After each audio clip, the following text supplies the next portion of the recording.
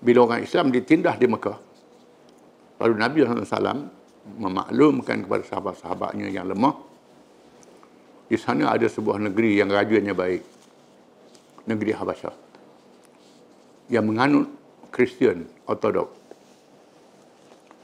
Sila kamu pergi ke sana, dia seorang yang baik, minta perlindungan. Lalu Nabi menghantar dua rombongan. Rombongan yang pertama, yang kedua dipimpin oleh Ja'far bin Abi Talib, sepupu Nabi sendiri. Dan berlaku dialog antara Ja'far, Amr bin As dengan Raja Habasyah, yang berakhir dengan Raja Habasyah menerima Islam. Diriwayatkan bahawa Raja Habasyah ini juga menerima surat dari Nabi SAW. Dan Amr bin As menyaksikan perkara ini, menyebabkan dia terfikir untuk masuk Islam. Menurut setengah ulama, Rasulullah SAW telah menghantar dua perutusan ke Habasyah. Yang pertama mengiringi para sahabat yang berhijrah ke sana, dan telah disebut dalam pengajian di peringkat Makkiyah. Dan yang kedua selepas perjanjian Hudaybiyah.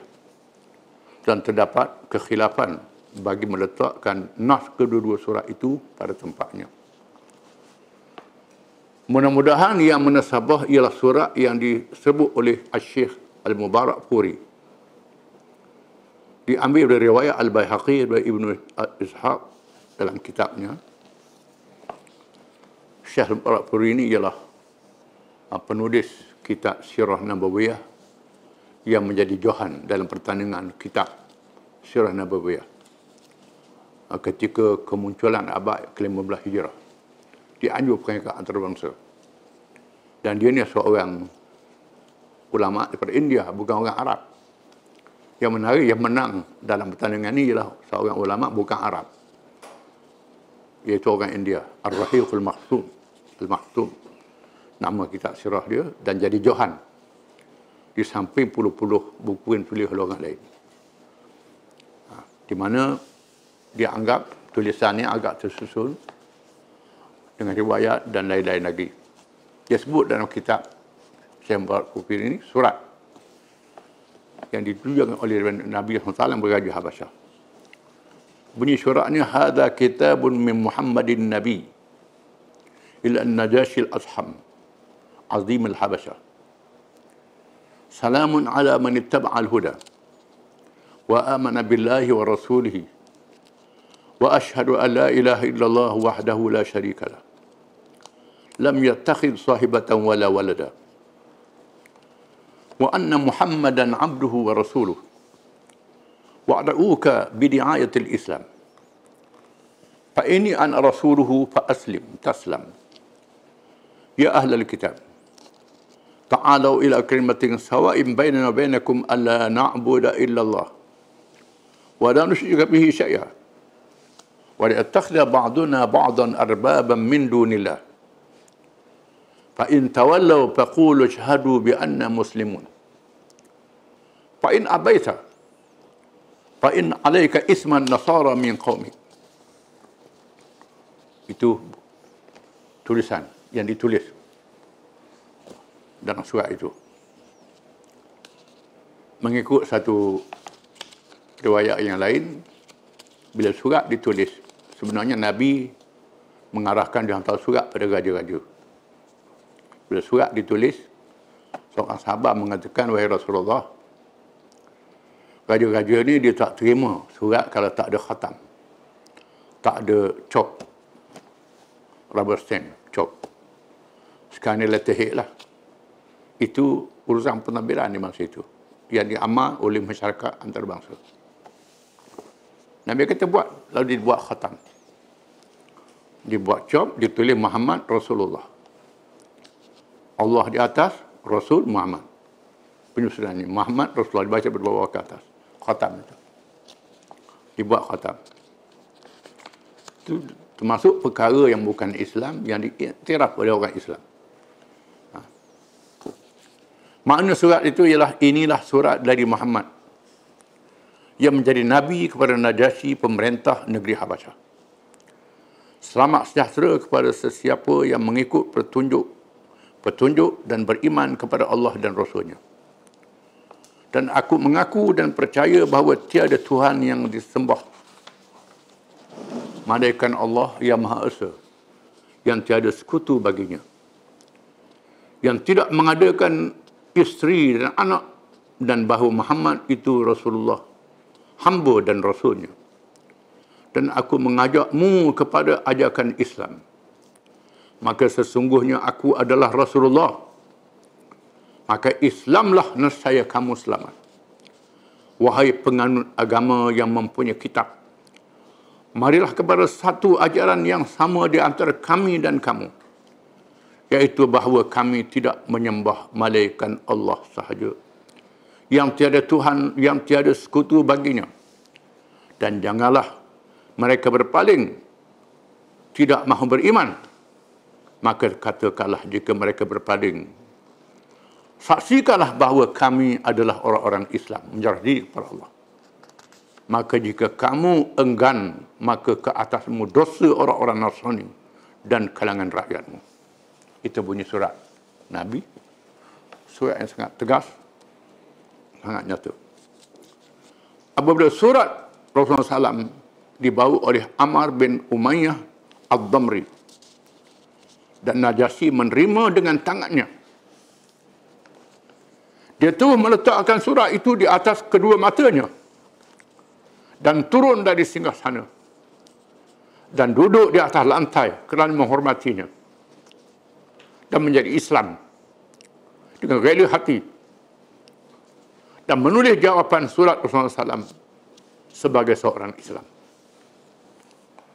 Najasyi ini telah meninggal dunia pada bulan Rajab yang ke-9 Hijrah. Rasulullah SAW menerima berita kematiannya dengan terus bersembahyang gaib bersama para sahabat radhiyallahu anhum untuk Najasyi. Malaikat Jibril datang beritahu bahawa Najasyi sudah mati. Ini sebut dalam kitab-kitab hadis. Lalu Nabi terus ajak sahabat dia bangun dan sembahyang gaib untuk Najasyi. Ini hebat, Najasyi ini dapat sembahyang Nabi SAW dan sahabat-sahabatnya. Itulah dia ahli syurga lah, Najasyi ini. Termasuk ahli syurga, orang yang dapat doa Nabi. Bukan sebarangan. Ini Raja Habasyah. Dua perutusan kepada Al-Muqawqis, Raja Mesir. Mesir di bawah takluk Rom Timur, Bizantin. Rasulullah SAW memerintah supaya ditulis surat untuk Raja Mesir yang bergelar Muqawqis. Surat itu berisi dengan ayat-ayat yang berikut. Raja Mesir. Bismillahirrahmanirrahim. Min Muhammad Abdillahi wa Rasulihi ila al-Muqawqis azim al-Qibt. Salamun ala man ittaba'a al-huda. Amma ba'du. Fa inni ad'uka bi di'ayatil Islam. Aslim taslam wa aslim yu'tika Allahu ajraka marratain. Fa in tawallaita fa inna 'alayka ithma ahli al-Qibt. Ya ahli al-kitab, ta'alu ila kalimatin sawa'in bainana wa bainakum alla na'budu illa Allah wa la nusyrika bihi syai'an wa la yattakhidha ba'duna ba'dan arbaban min dunillah. Fa in tawallaw faqulu ashhadu bi anna muslimun. Itu bunyi surat. Mesir ini menganut ajaran ortodok Koptik. Lain dengan ortodok yang ada di Greek, yang ada di Syam. Lain. Dia ortodok yang tersendiri. Ortodok ni berpecah pada beberapa mazhab. Dan Mesir ditakluk oleh ortodok Syam, ortodok Timur. Bizantin. Dijajah, anggap dia dijajah. Nabi tulis surat kepada Raja Mesir yang dijajah itu, dan dia juga Kristian. Ortodok, surat khusus ahli kitab. Macam Najasyi juga suratnya. Najasyi juga ortodok lain. Najasyi juga ortodok lain. Ortodok ni banyak pecahan dia. Nama surat itu, terjemahan surat itu ialah dengan nama Allah yang Maha Pemurah lagi Maha Penyayang, daripada Muhammad, hamba Allah dan Rasulnya, kepada Al-Muqawqis, pembesar yang memerintah negeri memerintah orang-orang Koptik. Selamat sejahtera kepada sesiapa yang mengikut petunjuk. Adapun selepas itu, maka sesungguhnya aku mengajakmu kepada seruan Islam. Islamlah nescaya kamu selamat. Islamlah nescaya Allah mengurniakan kepadamu ganjaran dua kali ganda. Maka jika sekiranya kamu berpaling tidak menerima Islam, maka terbeban di atasmu juga dosa-dosa kaum Qibti.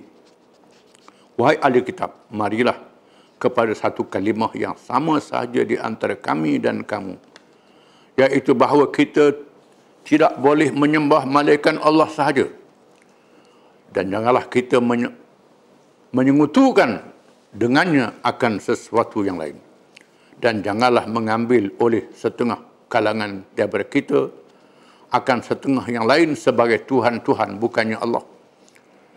Maka jika sekiranya mereka berpaling tidak mengikut, maka katakanlah, saksikanlah kamu semua dengan bahawa sesungguhnya kami adalah orang-orang Islam. Rasulullah SAW memilih Hatib bin Abi Balta'ah radhiyallahu anhu sebagai pembawa surat ini. Apabila Hatib menemui Al-Muqawqis, dia terus berkata kepadanya, sesungguhnya sebelummu ada raja yang mengaku dirinya Tuhan yang Maha Tinggi.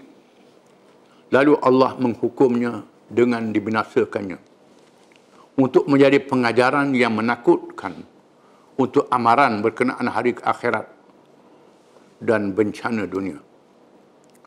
Itu ialah Fir'aun, Raja Mesir sendiri. Mungkin Hatib ni, ialah bukan mungkin lah, memang dia baca Al-Quran, kisah Fir'aun. Dan orang Mesir tahu cerita ni, Muqawqis Raja Mesir. Fir'aun menentang. Lalu dia menentang Allah, kemudian Allah menjatuhkan hukuman ke atasnya. Maka engkau iktibar daripada yang lain daripadamu, dan janganlah orang lain mengambil iktibar daripadamu yang menerima hukum Allah. Al-Muqawqis menjawab, patutnya kamu ambil iktibar daripada Fir'aun yang dibinasakan. Jangan engkau juga dibinasakan. Dia beri amaran kepada Muqawqis. Berani utusan Nabi ini. Hatib bin Balta'ah cakap pada raja begitu. Al-Muqawqis menjawab, sesungguhnya kami mempunyai agama yang kami tidak meninggalkannya malaikat menerima yang lebih baik daripadanya. Kami dah ada agama kami baik. Kalau ada agama lebih baik lagi, kami ikut.